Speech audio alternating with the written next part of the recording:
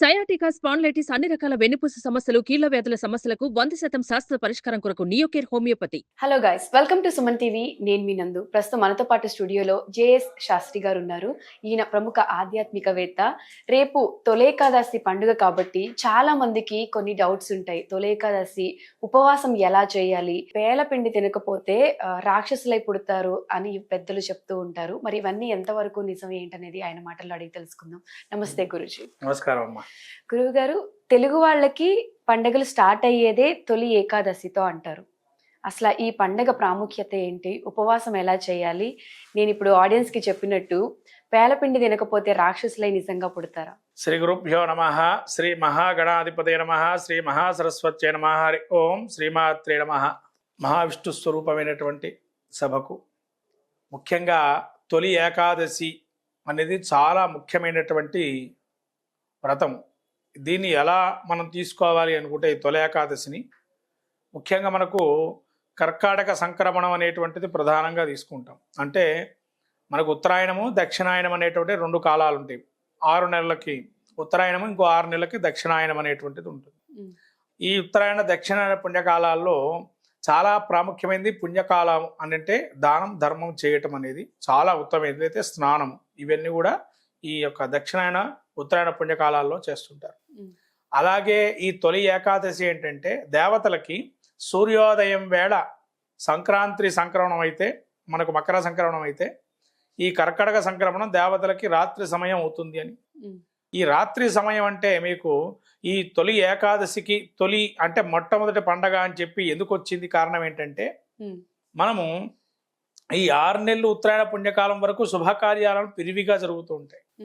మీకు చూశారు బాగా, బయట కూడా విగ్రహ ప్రతిష్టాపనలు కానీ అత్యధికమైన శుభ కార్యక్రమాలు, జన్మదినోత్సవాలు అనేకమైనటువంటివి అన్నీ కూడా జరిగే ఉత్తరాయణ పుణ్యకాలంలో.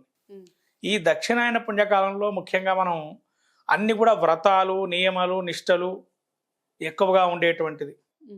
మీరు చూసే ఉంటారు. మనకు నవరాత్రులు ఉంటాయి, దీనిలోనే వినాయక నవరాత్రులు ఉంటాయి దక్షిణాయనంలోనే. అట్లనే దుర్గా ఆరాధన చేసేవాళ్ళు దక్షిణాయన పుణ్యకాలం తీసుకోవడం. దీక్షలు మనకు అనేక అయ్యప్ప దీక్షలు, వెంకటేశ్వర స్వామి దీక్షలు, అనేక దీక్షలు ఉన్నాయి లైన్గా. ఈ దీక్షలన్నీ కూడా వ్రతాలు, నియమాలు, నిష్టలన్నీ కూడా దక్షిణాయనంలో చేస్తారు. అంటే ఏంటంటే దేవతలు తన యొక్క రాత్రి సమయం కాబట్టి ఈ రాత్రి సమయంలో ప్రతిదీ దేవుడికి మనం ఆయన ప్రశాంతంగా కూర్చొని ఉంటాడట భగవంతుడు ఆ యొక్క లోకాలలో, ఉత్తమ లోకాలన్నీ కూడా. అందుకని ఈ యొక్క నియమనిష్టలతో ఈ యొక్క వచ్చేటువంటి వ్రతాలు ఇవన్నీ కూడా జపములు, పునశ్చరణ మంత్ర జపాలు కూడా ఈ దక్షిణాయన పుణ్యకాలంలో చేసుకోవటం వల్ల ఇంకా అద్భుతమైనటువంటి మనకు ఫలితాలు ఉంటాయని చెప్పి శాస్త్రం కూడా చెప్తుంది. కాబట్టి ఈ తొలి ఏకాదశిలో నియమాలు, దానికి సంబంధించినటువంటి విషయాన్ని చూసినట్టయితే ముఖ్యంగా ఆషాఢ మాసంలో ఈ తొలి ఏకాదశితో చాతుర్మాస దీక్ష కూడా ప్రారంభం అవుతుంది. అంటే ఈ తొలి ఏకాదశికి ఉన్నటువంటి ప్రధానమైన లక్షణం ఏంటంటే స్వామివారి శ్రీ మహావిష్ణువు యోగ నిద్రకు వెళ్తాడు అని చెప్పి అంటుంటారు. దీన్నే శయన ఏకాదశి, దేవశయన ఏకాదశి కూడా అంటారు.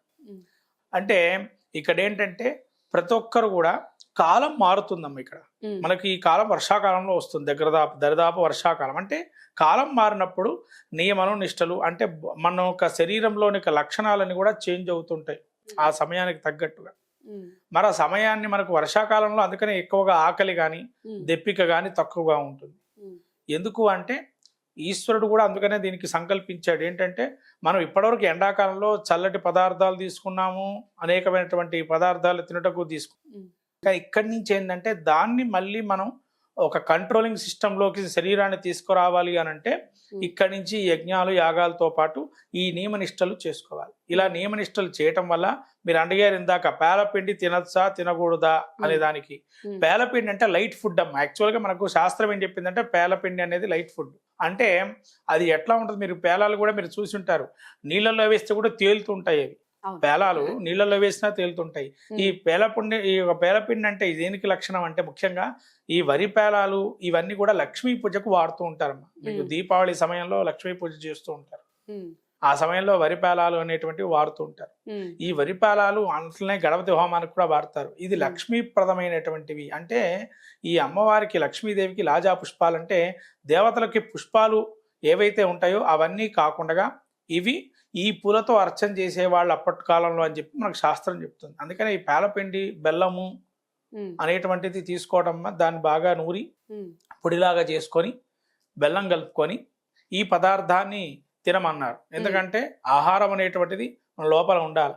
ఎందుకంటే మనకు ఉండేటువంటి జఠరాగ్ని యొక్క ఏదైతే ఉంటుందో ఆ జఠరాగ్ని కంట్రోల్ చేయాలి అంటే ఆహార నియమాలు ఉంటాయి. కాబట్టి ఈ పేలపిండి తినటం వల్ల మనకు మంచి సత్ఫలితాలు వచ్చి లోపల కూడా ఎప్పటికీ మనం నిత్యము కూడా జపం చేసుకోవాలి, తపం చేసుకోవాలంటే ఇవన్నీ కూడా తపస్సు చేయాలి, జపం కూడా చేసుకోవాలి, పునశ్చరణ జరగాలి అని అంటే లైట్ ఫుడ్ తినమంటారు. ఎందుకంటే ఎక్కువగా ఆకలి అయితే మళ్ళీ నిద్రాణంలోకి వెళ్తాం. అందుకని ఆ యొక్క నియమనిష్టలు పాటించాలి అని అంటే మనం ఈ యొక్క పేలపిండి తినటం వల్ల ఏకాదశి నాడు కూడా ఆ యొక్క నియమనిష్టలుగా వ్రతాన్ని కానీ జాగరణ కానీ చేసుకోవచ్చు. అట్లే కానీ మనం నిద్రాణంగా మనం ఏదన్నా అల్పాహారం తీసుకున్నట్లయితే ఇబ్బందులు. కానీ వయోవృద్ధులు కానీ ఇప్పుడు ఉండేటువంటి సమయంలో అనేకమైన వ్యాధులు మనకు ప్రబలుతూ ఉన్నాయి, మనకు ఆహార నియమాలు సరిగ్గా లేకపోవటం వల్ల. కాబట్టి అటువంటి వాళ్ళు ఎవరైనా ఉంటే కనుక ద్రవ పదార్థాలు, గణంగా ఉండేటువంటి ద్రవ పదార్థాలు, గని పదార్థాలు అంటే పండ్లు అటువంటి ఏమైనా అల్పాహారంగా తీసుకోవచ్చు. ఎందుకంటే వాళ్ళ వరకు ఈశ్వరుడికి అన్నీ తెలుసు. ఎవరు ఏ వ్రతం చేసినా యజ్ఞం చేసినా కూడా వాళ్ళ యొక్క ఆత్మ పరిస్థితిని తెచ్చుకొని వాళ్ళ దాన్ని బట్టి మెలగమన్నారు. అంతేగాని ఉపవాసాలు దీక్షగా చేయమన్నారు. కానీ అది కూడా వాళ్ళకి అనారోగ్య సూచనలుగా ఉన్న వాళ్ళు చాలా జాగ్రత్తగా చేసుకుంటే భగవంతుడు వాళ్ళని కూడా అనుగ్రహిస్తాడు. అంతేగాని అల్పాహారం చేస్తే తీసుకుంటే ఈ విధంగా ఇబ్బందులు ఉంటాయి అనేది ఎక్కడా లేదు. ఈ ఏకాదశి నాడు విష్ణు దేవతామూర్తికి వెళ్ళి మనకు స్వయంపాక దానాలు అనేకం కూడా స్వయంపాకాలు ఇవన్నీ కూడా దానం ధర్మం చేసి ద్వాదశి నాడు ఉదయాన్నే వెళ్ళి ఈ యొక్క ద్వాదశి ఏదైతే ఉందో నెక్స్ట్ వచ్చేటువంటి ద్వాదశి, మనకు ఏకాదశి నెక్స్ట్ తిథి ద్వాదశి తిథి. ఈ ద్వాదశి నాడు విష్ణుమూర్తి స్వరూపంగా భావం చేసి బ్రాహ్మణుడికి స్వయం పాకం కానీ శక్తి కొలది ఏదైనా దక్షిణ కానీ ఇస్తే గనక ఇక్కడ వామనమూర్తి ప్రసన్నుడవుతాడు అని చెప్పి మనకు ధర్మశాస్త్రం చెబుతుంది. అంటే వామనమూర్తి ప్రసన్నం అంటే వామనమూర్తికి మనం ఆచారం వ్యవహారాల్లో ఎక్కడా పూజాధికాలు లేవు. మరి ఆయన పూజాధికాలు ఏ విధంగా చేసుకోవచ్చు అని అంటే ఈ వామనమూర్తి స్వరూపంగా బ్రాహ్మణ్ణి ఈ యొక్క మాసంలో ద్వాదశి నాడు గనక స్వయం పాకంగానే శక్తి కొలది దక్షిణించి దండం పెట్టుకున్నట్లయితే సాక్షాత్ ఆ స్వామి యాగం చేసిన ఫలితం ఇస్తారు అని చెప్పి మనకు ధర్మశాస్త్రం చెప్తుంది. అటువంటి మహత్తరమైనది ఈ తొలి ఏకాదశి. ఈ తొలి ఏకాదశి ఈ యొక్క విష్ణుమూర్తి స్వేదబిందుతో చిందించినటువంటి దాంతో వచ్చిన ఒక కన్యతోని మురుడనే రాక్షసుని చంపడంతో ఆ యొక్క కన్యకి వరాలిచ్చి స్వామివారు ఏకాదశి వ్రతం గురించి చెప్పి మోక్షం కూడా లభిస్తుంది ఎవరైతే ఏకాదశి చేస్తారో.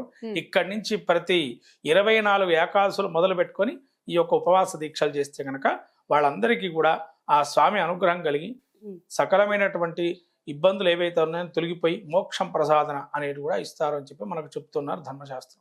ఇది ఏకాదశి యొక్క మహత్యం అమ్మ. తొలి ఏకాదశి ఇది ప్రధానంగా ఇదే పండగలు, దేవతలకు కూడా పండగలు స్టార్ట్. అందుకని తొలి ఏకాదశి పేరు. ఓకే గురుజీ, నమస్కారం. సుమన్ టీవీలో మీ పర్సనల్ అండ్ బిజినెస్ ప్రమోషన్స్ కోసం కింది నెంబర్కి కాంటాక్ట్ చేయండి.